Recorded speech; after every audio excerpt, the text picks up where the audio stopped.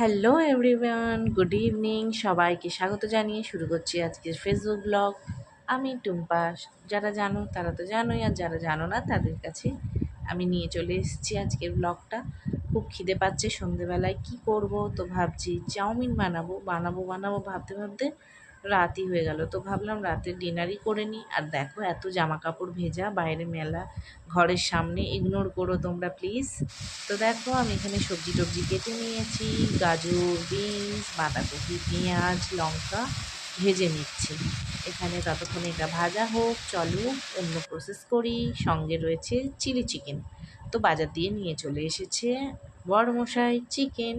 তো আমি চিকেনটা ছোটো ছোটো করে কেটে নিয়েছি, নিয়ে এর মধ্যে ম্যারিনেট করে নেবো। দিয়ে দিলাম নুন, আর দিয়ে দেবো ভরপুর লেবুর রস।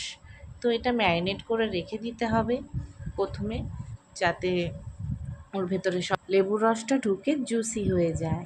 তো এর মধ্যে আমি দিয়ে দেবো গোলমরিচ, দিয়ে দেব অনেকটা আদা রসুন পেস্ট, খুব পেস্ট না, একটু গোটা গোটা থাকবে, আমরা একটু ঝাল খেতে ভালোবাসি। তো দিয়ে দেব ডিম, দিয়ে এটাকে ম্যারিনেট করব খুব ভালো করে। আর এর মধ্যে দিয়ে দেব কর্নফ্লাওয়ার। কর্নফ্লাওয়ার দিয়ে ভালো করে মেখে নেব, জাস্ট একটু আলতো হাতে মেখে রেখে দেবো। আর ওইদিকে চলো হয়ে গেছে মাখা। ওইদিকে আমি জল গরম করে নিয়েছি, দিয়ে দেবো চাউমিনটা।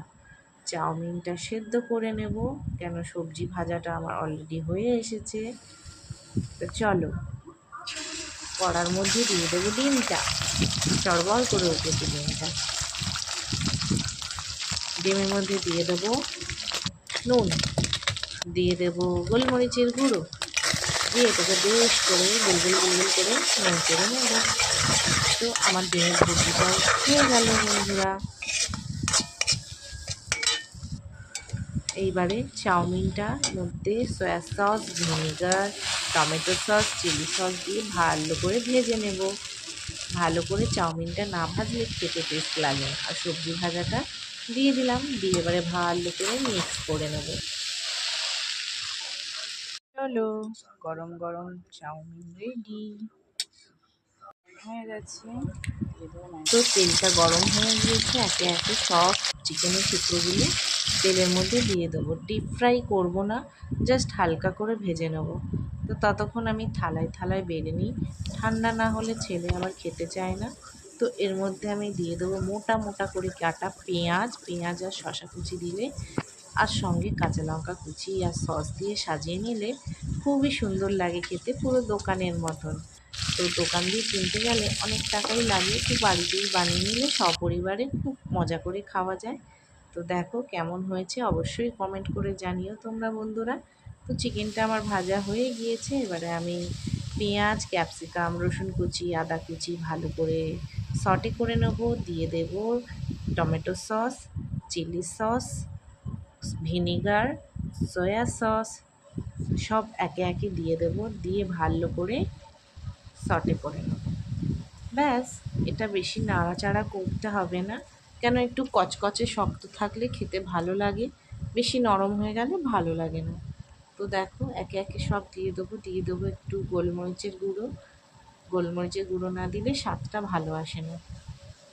তো আমরা এখানে ঝাল ঝাল খেতে পছন্দ করি, চিনিটা দিচ্ছি না, তোমরা চাইলে চিনি একটু দিতেই পারো। তো আমি এর মধ্যে চিকেনটা দিয়ে দিলাম। আমি খুব গ্রেভি করব না, ড্রাই একদম করব। তো দেখো এইভাবে বানিয়ে নিলাম। তোমরা কে কে খেতে ভালোবাসো অবশ্যই কমেন্ট করে জানিও। আমি জানি সবাই খেতে ভালোবাসে, চিলি চিকেন চাউমিন হলে তো কথাই নেই। তো দেখো ফাইনালি আমার এটা হয়ে গিয়েছে, নামিয়ে নেব। তো দেখো দোকানে কিনতে গেলে অনেক পয়সাই লাগবে, অথচ ভালো করে পেট ভরে খাওয়া যায় না।